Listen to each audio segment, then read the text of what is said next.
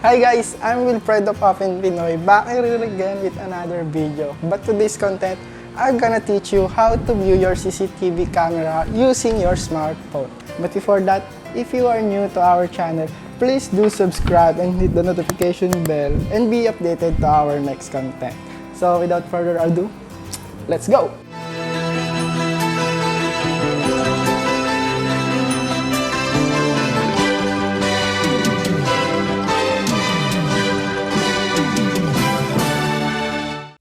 We're going to use AHD DVR OPT-HD1080P16T and 1080P AHD camera, and make sure that you have an internet connection.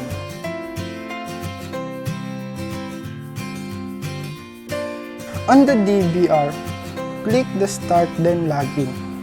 Type the 123456 as a default password of admin if you haven't changed it. Otherwise, log in with your password. Then click the Start once more and go to Settings. Now, click the network. Go to N80 server and make sure that it is enabled, as well as the UPnP. Then go to Network Status to check if your device is online. Under the System, click the information and you will see the QR code.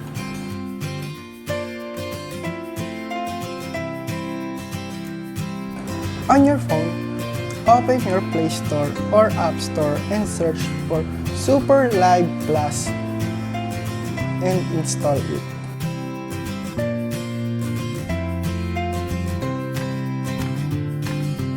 Once it's done, open the app.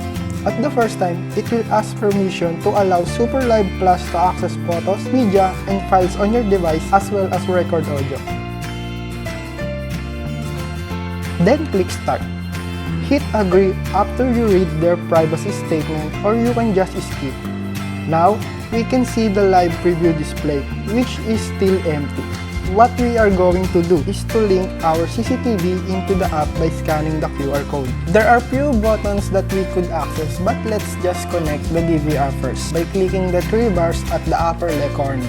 Then go to Server List. Click the plus sign button, then click the scan code. Now, scan the QR code from your DVR. You can change the device name depending on what name you want to put. Now, put the username and password of your DVR and you are good to go. Once the Wi-Fi logo turns green, it means your phone and your CCTV are connected. Then click the play logo as you can see the live preview of your camera. I hope this video will be useful on your near future. If you like this video, give us a thumbs up. Also, hit the subscribe button and click the notification bell and be updated to our next content. Again, I'm Wilfred of OPENPINOY. If I can do it and they can do it, why not you? See ya!